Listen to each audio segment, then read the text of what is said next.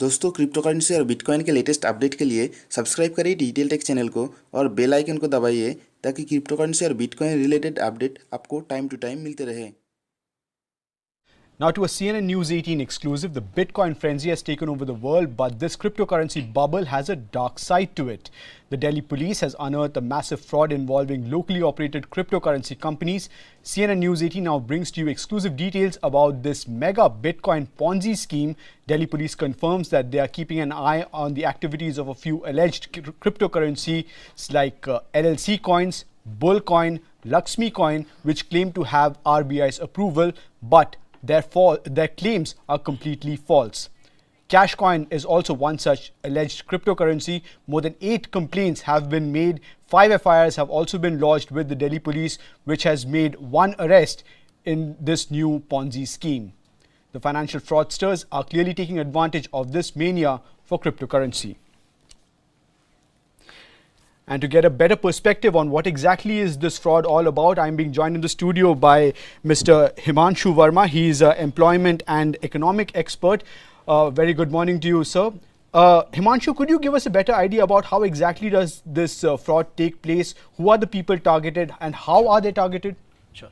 So, Edwin, we need to understand that there's several kinds of fraud which are happening. One is the kind of fraud where people are running new cryptocurrencies, like we're talking about Cashcoin and certain other currencies, ATCs, Lakshmi. So what they are doing is they are setting, there are few investors which are coming together. They are setting up a new cryptocurrency. They are investing their own money and then running it as an MLM scheme, multi-level marketing scheme.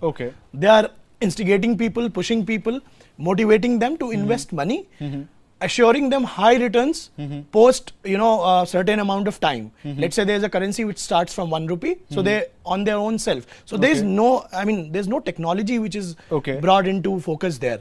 What they are simply doing is it's an MLM scheme. They'll invest, they'll want and they'll motivate people to invest in this when the prices, certainly to a bit extent would go high. They'll take off their money and the people would get duped. So this is what it is happening. This happened in the Cashcoin case also, where 50 crores, around 50 crores of rupees was duped from the people. So Himanshu, what would be your suggestion to people who may have already been approached by these fraudsters? How do you find out whether a person is actually invested in Bitcoin, and how do you spot the fraudster? Sure. See, the idea is very simple. Since the Indian government has not legalized it, so they are not giving any registrations or they are not registering any exchanges for the Bitcoins or any cryptocurrencies. Till the time the government is not legalizing it in India, we should not invest in any cryptocurrencies which are there in India. That is the Indian context. Secondly, if you want to invest also, there are few exchanges where the exchange is happening for a cryptocurrency which is global, because these Indian cryptocurrencies are not global.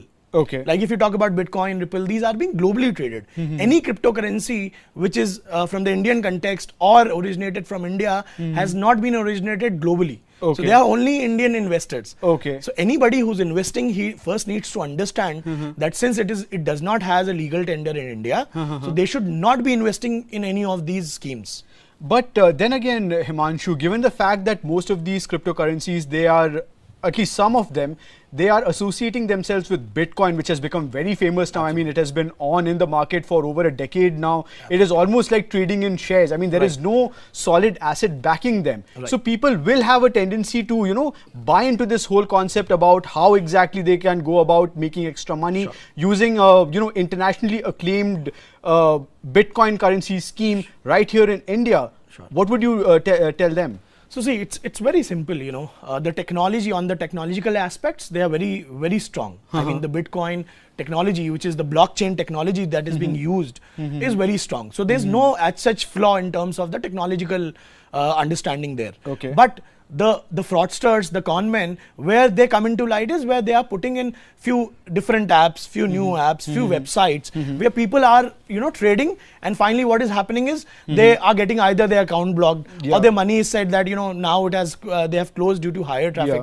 So people need to understand that there are only very, very few exchanges which are there. So I'll give you an example. So there are few Japanese exchanges which are there. So 11 Japanese such exchanges were legalized in September. So if they want to invest, they should invest with some exchanges which have been legalized by that country's legislature. Okay. Like for South Korea, I'll talk about South Korea. I'll also talk about China. So there also we have a lot of traffic which is coming on the cryptocurrency side. Okay. But recently, just yesterday, day before yesterday, yesterday, the finance minister in South Korea said that they are still into the discussion of shutting down these exchanges. Okay. So then again, there's a question mark. So people, whosoever gets a news like this, he should firstly take off their money from those markets. They should only invest in those markets and those exchanges which are legitimate and are recognized by the legislature of that particular country. Okay. So that is what we need to see. Okay. Because if it does not has the legal tender in that country, so you are getting into, of course, you are getting into a Ponzi scheme then. It is not legalized. True.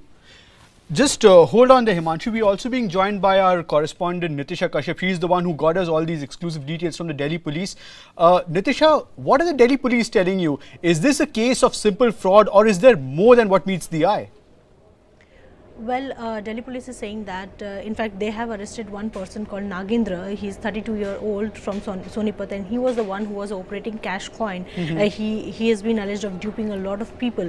Apart from that, Delhi police is also saying that they are looking into the Hawala transactions also. They have learned from the intel sources that even the Hawala transactions are happening through Bitcoin. And not just that, a fresh complaint has been received by Delhi police against one Amit Bharadwaj. He's absconding. He's from Shalimar Bagh, and he claims to be the owner of Gain Bitcoin. He has duped a lot of people, saying that their money will be, they will be given 10% every month of whatever they are investing, and it's better than the Bitcoin that is right now in the market. So there is a lot of complaint that has been received. Delhi police is saying that with Bitcoin there is a positive side that people are gaining money, but also the white collar crime has also increased, and for them it has become a little difficult to trace those criminals, because the Hawala transaction happening through Bitcoin is little difficult for them to establish. Okay, and Nitisha, could you also give us an idea about how rampant, how widespread is this menace related to cryptocurrency, this fraud cryptocurrency, in fact,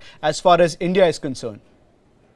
Well, if we talk about the investigative agencies, even the national investigative agencies are also looking after this these cases. In fact, if we talk about just Delhi police so far have lodged 5 FIRs and more than 8 complaints have been lodged with respect to Bitcoin. Now, these complaints are of different nature. These also include the ransomware attack. There are 3 businessmen who have lodged an FIR with Delhi police, saying that their system have been hacked and they are being asked to pay in Bitcoin. So all these are under investigation.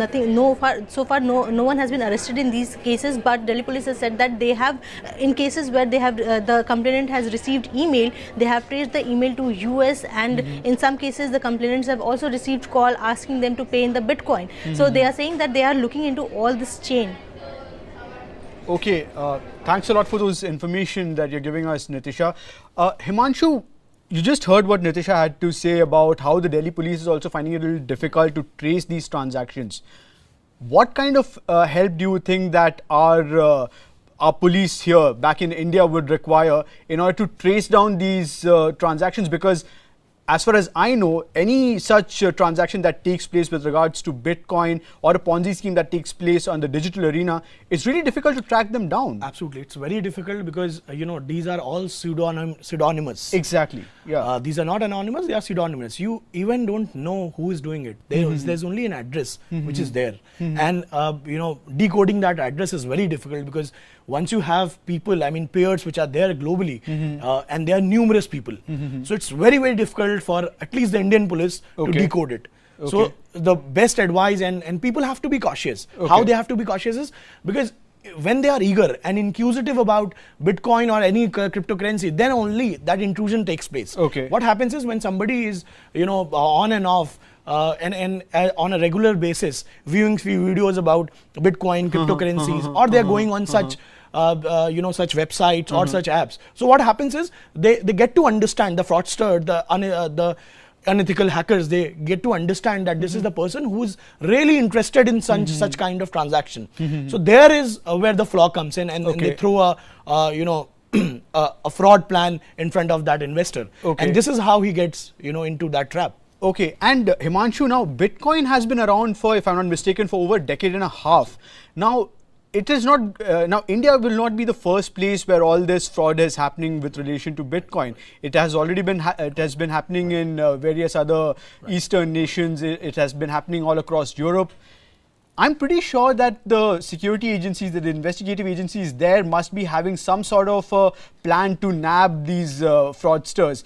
Do you think that the Indian investigative agencies could learn something from there before this actually turns into a full-blown menace right here in India? So Edwin, just to answer that, Canadian Anti-Fraud Center, which is again like a CIA or a CBI in India, so they themselves have published a data which is of around $1.7 million, which where this duping or fooling has taken place, and then they are hardly able to do anything.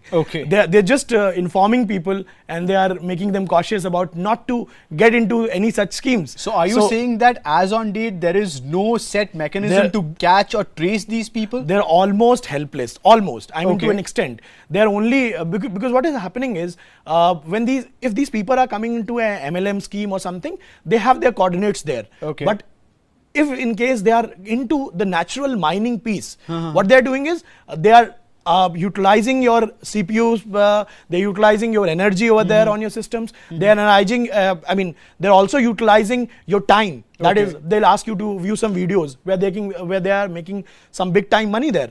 And what is basically this is a fraud where not a lot of investment is required. Absolutely. So I'll give you an example for this. Let's say 1,000 people at the same time, their CPU is being utilized, their energy is being utilized to mine a Bitcoin, and certain part of that Bitcoin maybe. So I'll give you an example for this. Around 10 crore satoshis, which is again a digital coin, converts into 1 Bitcoin. So what they're doing is they're sending it to 1,000 people. These 1,000 people are being used. They are used to mine these satoshis for them, and then they collect it and they get a certain part of Bitcoin, and they then finally tell you to watch some videos, or that your account is blocked, or you've not done something certain on a basis. So this is how you get duped. So that's very tough altogether. And second is the MLM schemes which are running. So these MLM schemes can any which ways be traced, where people are there existing in your own country. But if you talk about the global cheats and fraudster, it is very, very difficult. In fact, almost impossible at this point in time, where Canadian anti-fraud centers are also reporting about the same.